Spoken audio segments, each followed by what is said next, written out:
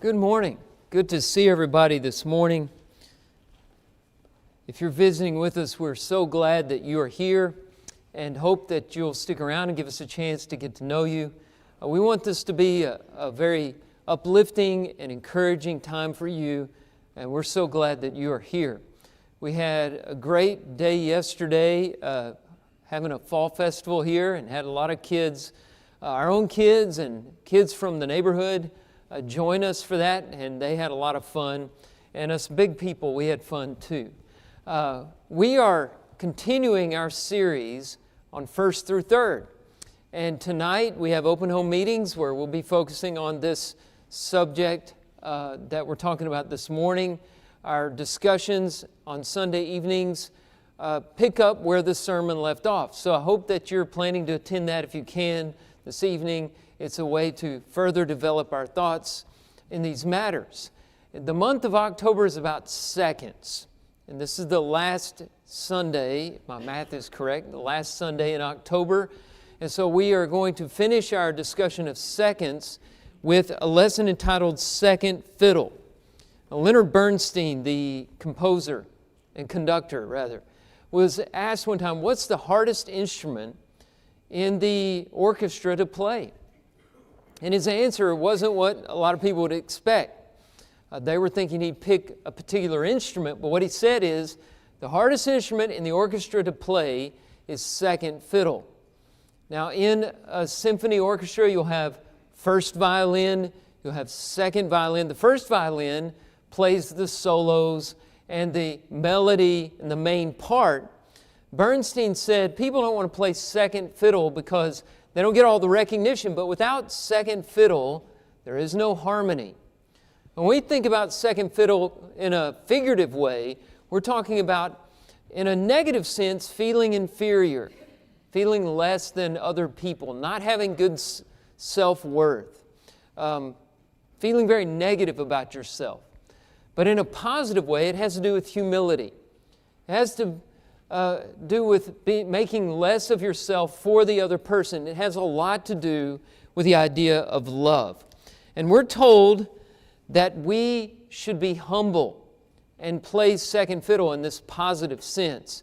And so Peter says, as was just read for us a moment ago in the text, 1 Peter 5, he says in verse 5, God opposes the proud, but He gives grace to the humble. And since God gives grace to those who play second fiddle, so to speak, we're going to talk about humility this morning and how to get away from pride and put that aside, knowing that pride is very dangerous. Now, before we get to humility and the text, I just want to say a few things about how dangerous pride is and what it is. And first of all, notice it is a sense of overconfidence that makes bad calculations leading to costly mistakes. In his book, Thinking Fast and Slow, psychologist Daniel Kahneman talks about overconfidence. And he says there is an intuition that what makes sense in hindsight was predictable yesterday. What makes sense in hindsight was predictable yesterday. Let me just illustrate that. When I was much younger and trying to figure out how the stock market worked, I got me a little brokerage account to play with and try to learn investments. And I went to a stockbroker and I was talking to him about it. And I showed him a chart of a particular stock that over the last 2 or 3 years had risen something like 60%. And I said, do you mean that if I had invested in this 3 years ago, my portfolio would have grown 60%? And he kind of laughed and he said, yeah, but 3 years ago you wouldn't have known that stock would grow. That's the kind of overconfidence I'm talking about. The idea that seeing things in hindsight makes the future predictable. We forget when we look back how complicated things are, how complicated history is. I know the old saying that those who fail to learn the lessons of history are doomed to repeat it. And there's a lot of truth in that, but if we think that we can fully understand history and fully understand why things played out the way they did, then we can become overconfident in thinking that we know what the future is going to be like, when so often we don't. The illusion, Kahneman says, that we understand the past fosters overconfidence in our ability to predict the future. And that's a type of pride. Sometimes we get really confident in our ways. We see the world in black and white. We don't realize how complex the truth really is. And it can be very dangerous for that reason. Notice that pride is also self-reliance. This dangerous idea that never asks for help, not even from God. When you get to the point where you think you can do everything by yourself without even the help of God, you're in a very dangerous situation because none of us makes it on our own. Proverbs chapter 3 verse 5 says, "Trust in the Lord with all your heart and do not lean on your own understanding." Don't give in to self-reliance. Also, a dangerous part of pride is ingratitude. The ingratitude that fails to see the grace of God. The Israelites were warned about ingratitude in Deuteronomy chapter 8. As they were preparing to go into Canaan, the promised land, they were warned that after receiving the grace of God and all these wonderful gifts, they might start giving themselves credit for it. Here's what Moses said in verses 11 and following. He says, "Take care lest when you have eaten and are full and have built good houses and live in them, and when your herds and flocks multiply, and your silver and gold is multiplied, and all that you have is multiplied, then your heart be lifted up." Another translation said, "Then your heart becomes proud, and you forget the Lord your God who brought you out of the land of Egypt, and you say in your heart, my power and the might of my hand has gained me this wealth." We do that. Things go well for us, and we say, by the power of my hand, this has happened. Look what I did. That's pride. And it's very dangerous. Also, pride is attention seeking, loving to be the center of attention. This was the problem with the religious leaders in Jesus' day. And he said in Matthew 23, describing them in verses 6 and 7, they love the place of honor at feasts and the best seats in the synagogues and greetings in the marketplaces and being called rabbi by others. And there are various manifestations of attention-seeking behavior. On one side, it's arrogance and this obvious pride. And on the other side, it's self-pity. And a lot of times people who wallow in self-pity, they think, well, I'm not prideful. I'm not attention-seeking. The problem is I'm not getting any attention. Well, that's a form of attention-seeking. That's a form of pride. So be careful. Just because you feel bad about yourself doesn't mean you're not struggling with pride. Sometimes it can be a form of attention-seeking behavior.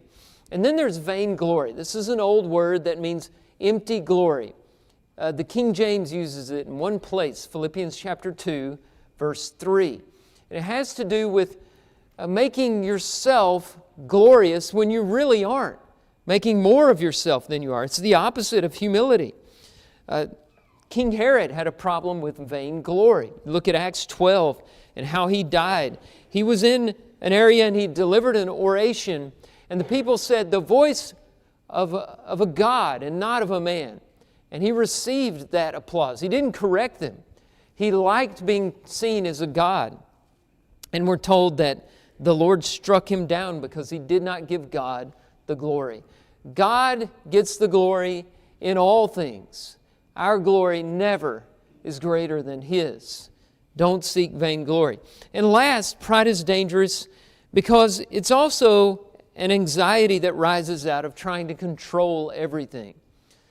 This is kind of like what we were saying a while ago about attention-seeking that manifests itself through self-pity. We think, because I feel bad about myself, or I feel bad about my future, or I feel worried, my problem isn't pride. My problem is something else. But it could very well be pride that's causing your anxiety. Look at Isaiah 51, 12 and 13, where God says to anxious Israelites, I am He who comforts you. Who are you that you are afraid of man who dies, or the son of man who's made like grass and have forgotten the Lord your Maker? Who do you think you are that you are afraid? That's not the way we normally talk to people who are worried and stressed out. And unlike God, we don't always know what's going on in their lives. So I'm not suggesting you start talking to your friends who are struggling with anxiety like that. But God knew the problem with the Israelites. He knew that their worries and concerns were wrapped up in their idea that they should be in control of everything, and that human beings are in control of everything. And He says, you have God on your side. Who do you think you are to be worried and afraid about a future that I've already told you about, that's full of rewards and fulfillment that I will give you? Beware of pride. Here is why pride is opposed by God, because it doesn't put Him first. That's the bottom line. It puts human beings, it puts ourselves on the throne when He deserves all the glory. Now, the remedy for that is playing second fiddle. Humility. Being willing to accept less than you deserve. Making less of yourself. That is the remedy. And Peter's prescription calls for 3 actions in the text. 1 Peter chapter 5, verses 5 and following. So let's look at these 3 actions, which is Peter's prescription for the remedy to pride. Here's the first part of it. The first activity is hiding. And we're going to talk about that in 3 ways. Number 1, hiding in the clothes of humility.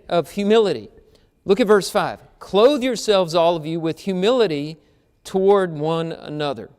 This is following His instructions to elders. In verse 3, not to domineer over those in their flock. In other words, be humble.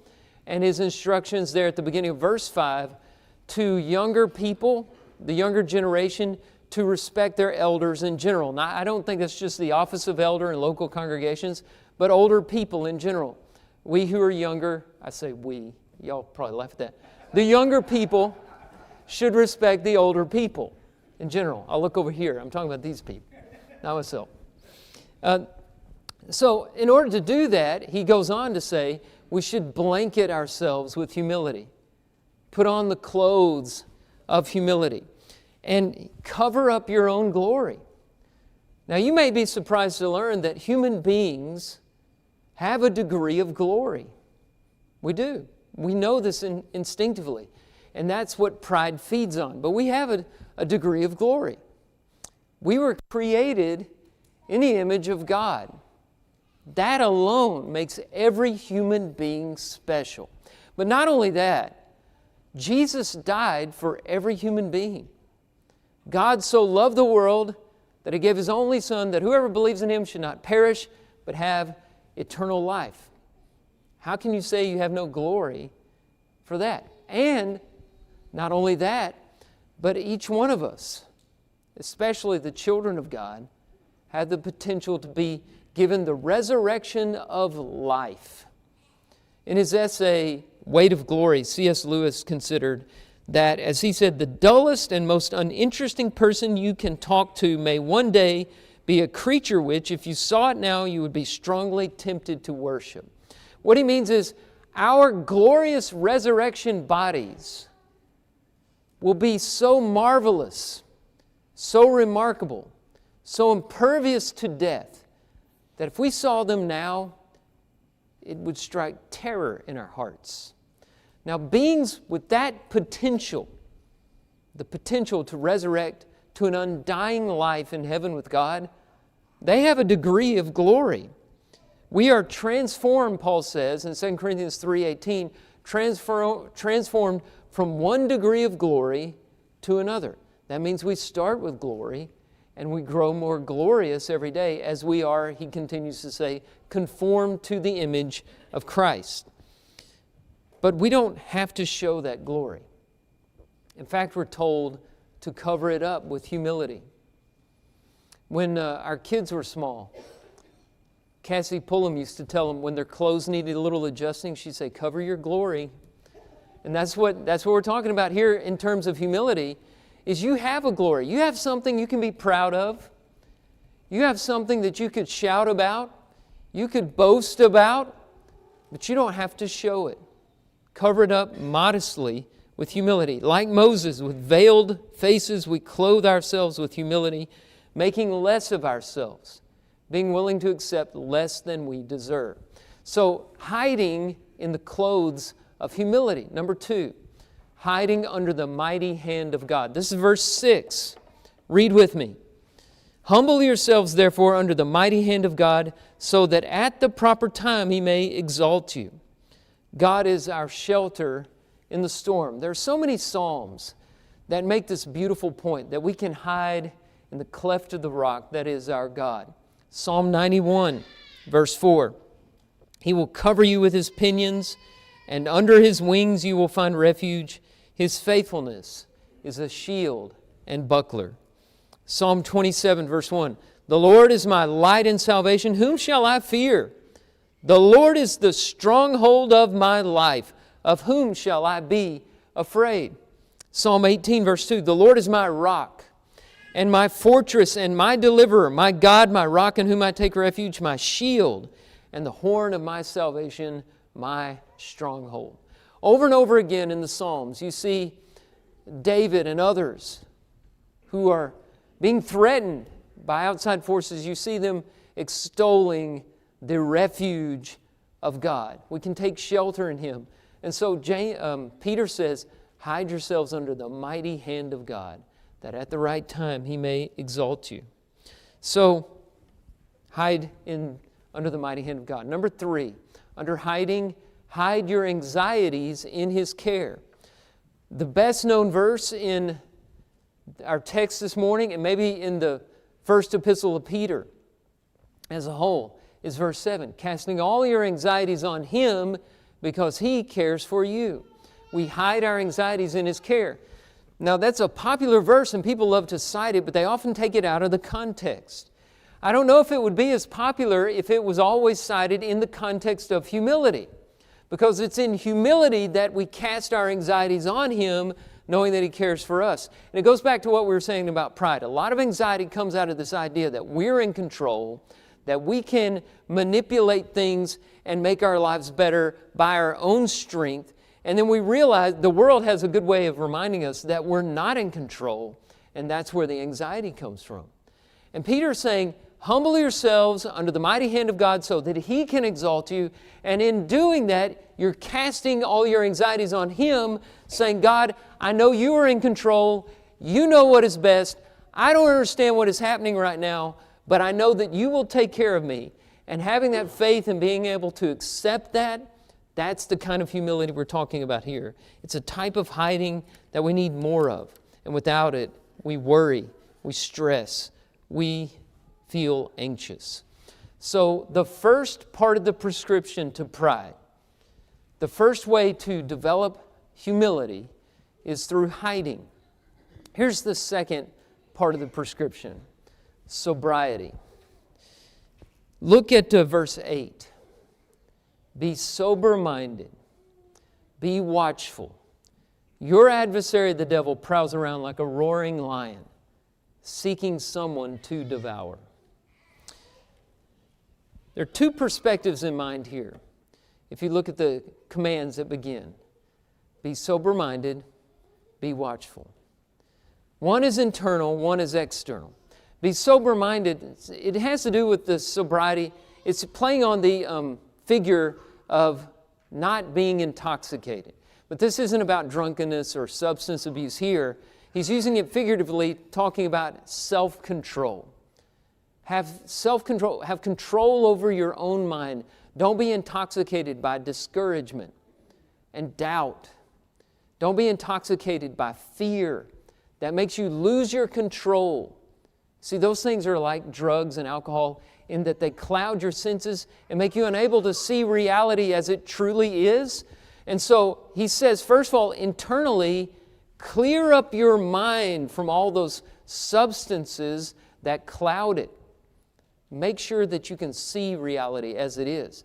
And then externally, he says, be watchful. There are forces outside who are threatening you, and these forces can be very dangerous. And so humility is also about being watchful and wary of what's around you. And so the Christian has to be on guard against internal and external forces bent on destroying him. Now, both of these forces originate, they're not solely from, but they originate in our adversary, the devil, which is why he follows up these commands with, your adversary, the devil, prowls around like a roaring lion seeking someone to devour. He attacks us internally through lies. You're not worth anything.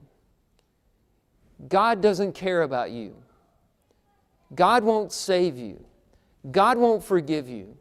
You've done too much evil to be salvageable. There is no remedy for you.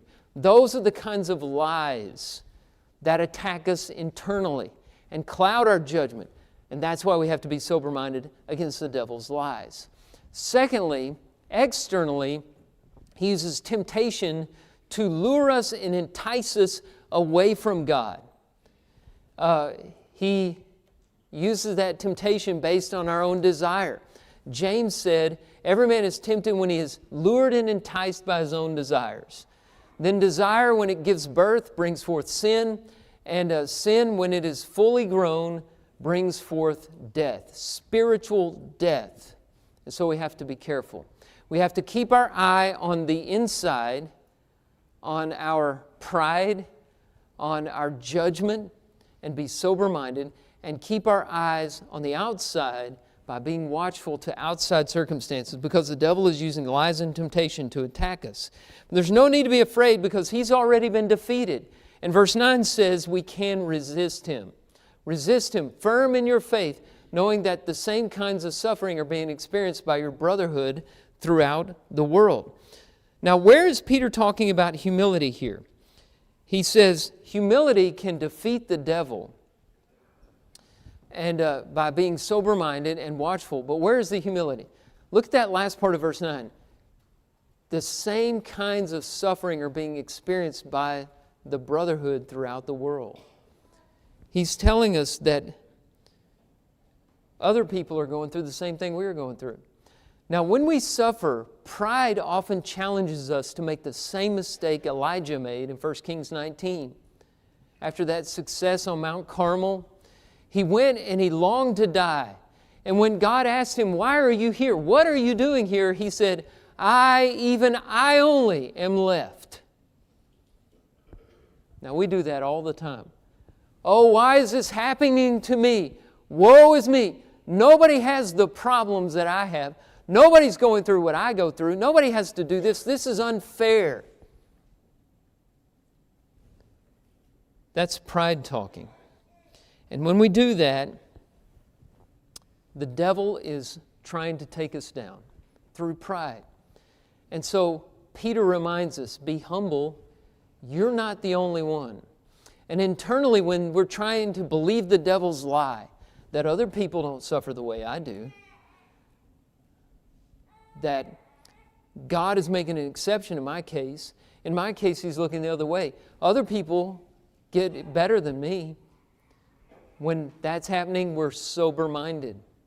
And then externally, when things are luring us in from the world, when temptation is enticing us to follow the herd and to enjoy the pleasures of sin and to avoid any kind of mockery or ridicule, we have to be watchful. Peter warns us not to be deceived by the devil's lies, but stand firm, knowing we're not the only ones.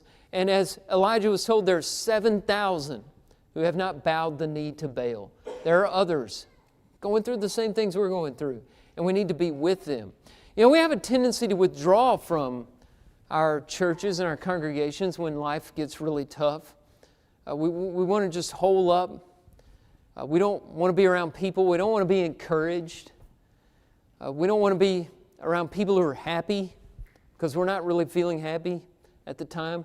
There's a reason why the Bible says, rejoice with those who rejoice and weep with those who weep. Because there's healing in that. If we're overjoyed and celebratory, things are going really well in life, it would do us good to be reminded that life can be other than that. And one day it will be different for us. And so we sympathize with people who are going through hard times. We use our strength to lift them up. And then when we're low and depressed and discouraged, it do us well to be with those who are stronger and and pick up on their joy a little bit, which can be infectious if we'll just expose ourselves to it, and shine in their light a little bit and rejoice with them. There's healing in that, but it requires humility. It's a prideful thing to withdraw from others and say, it's not fair. Nobody else knows what I'm going through. Everybody has problems. They're different problems, but all of us suffer, and we can help one another through it. And so secondly, we need this clear-mindedness, this sobriety that Peter talks about to defeat the dangers of pride. Number 3, talking about playing second fiddle, humility. Let's think about the activity of waiting.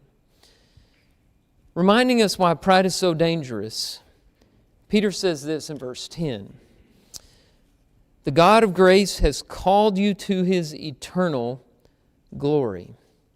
As we said, we all have a degree of glory, but God has called us to His eternal glory. Our lives are about His glory, not ours. Called here doesn't mean He just invited us. The language there is a divine calling, a command. This is what your life is supposed to be about, the glory of God, not pride, not vainglory. And it may take a little time for humility to do its work. In verse 6, we notice that he said, humble yourselves under the mighty hand of God, that at the proper time He may exalt you. Not right now when you want it, but in God's time. And now in verse 10, you see him saying, after you have suffered a little while. There are many reasons why a good and all-powerful God allows suffering. And here is one of them. It's a reminder that we're not in control. It's a reminder that we can't control everything, and this helps us to overcome our pride, which is so dangerous. And so things happen. We lose jobs. We lose friends and loved ones. We get sick. Things don't turn out the way we want. Our kids turn against us. Bad things happen to good people, and we suffer through that. But Peter says this is just a little while. From the Bible's perspective, which is looking at things from eternity, affliction on earth is just a little while. I think about other passages like Romans chapter 8, verse 18. The suffering of this present time is not worth comparing with the glory which shall be revealed in us. And also think about 2 Corinthians 4, verses 17 and 18. This light, momentary affliction is preparing for us an eternal weight of glory beyond all comparison as we look not to the things that are seen, but to the things that are unseen. For the things that are seen are transient or temporary, but the things that are unseen are eternal. Yes, when you're in the midst of the trial, it seems like it takes forever. There doesn't seem to be any end to it, but the Bible says there is an end, and the end for the person who has faith in God is glorious.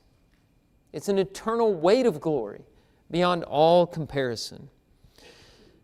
When we endure by waiting on the Lord, look at verse 10. He will do 4 things in response.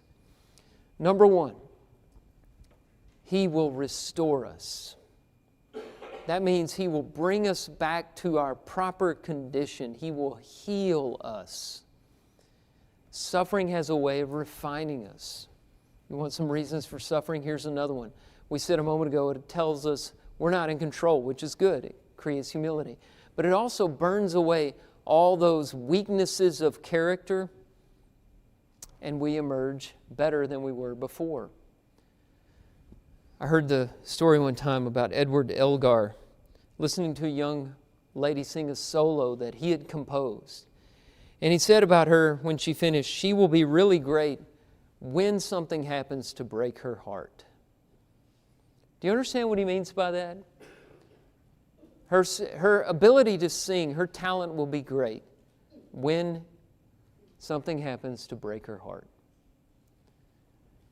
You know, we don't want the pain. We're not supposed to invite it into our lives. It's not God's plan for us. But whenever we do suffer, He can use that. He can bring meaning to it, to burn away all the impurities, to refine us, to remove the weaknesses of character and make us better. We have to hold on to that through tough times. Secondly, He will confirm us. Confirm has to do with fixing a thing securely so that it cannot be moved. Same word is used in Luke 16 in the story of the rich man and Lazarus.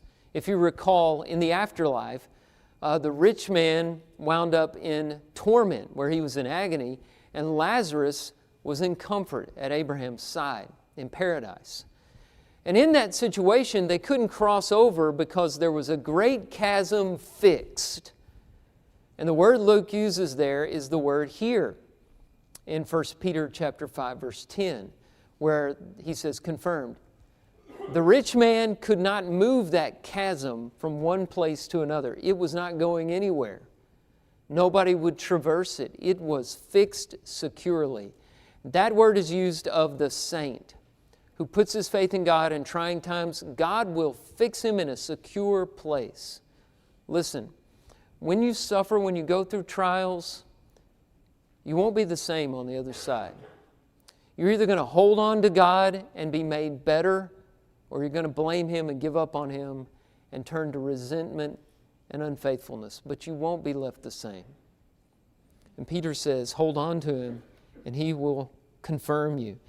Third, he says He will strengthen you, which is very similar to what He's already said in confirm. He will strengthen your faith by faithfully giving you a way to endure. You will see when you emerge from it, in hindsight, you will see that He brought you through it. 1 Corinthians 10:13, again, adding humility, says, no temptation has overtaken you that is not common to man. You're not the only one. You're not Elijah. I only am left. Don't say that. There's no temptation that's overtaken you that is not common to man. But God is faithful, who will not allow you to suffer beyond your ability, but will with the temptation also make a way to endure it, make a way to escape that you may be able to endure it. And if you wait for that escape, not escape from the trial, but as we always say, an escape that allows you to endure it, if you wait on that, then when you emerge from it, you'll look back and you'll see what God has done. You'll see the faithfulness of God, and that is strengthening.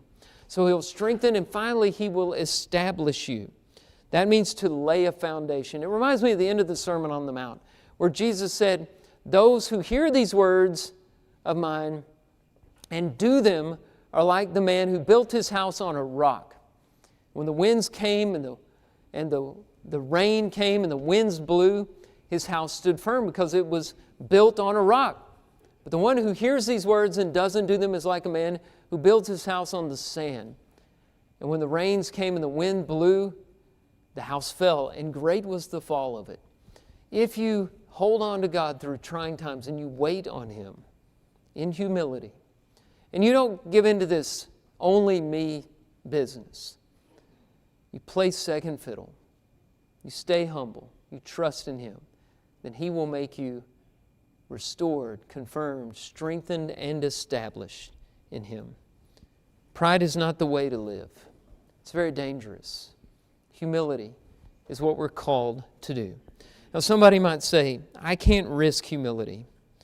I can't make less of myself. I can't risk getting less than what I deserve. I need to assert my rights or people will take advantage of me. You know what's more risky than that? What's riskier than that is pride. You can't risk pride because God is opposed to the proud, but He gives grace to the humble. And so He's calling us today, humble yourselves in the sight of the Lord, and at the proper time He will exalt you. Are you humbled under the mighty hand of God, the shelter of our rock and fortress, our shield? Almighty God, He will save us in the end if we just endure. Trust in Him, put your faith in Him. If you need help with that, we're going to sing an invitation song, and we call you to come right now as we stand together and as we sing.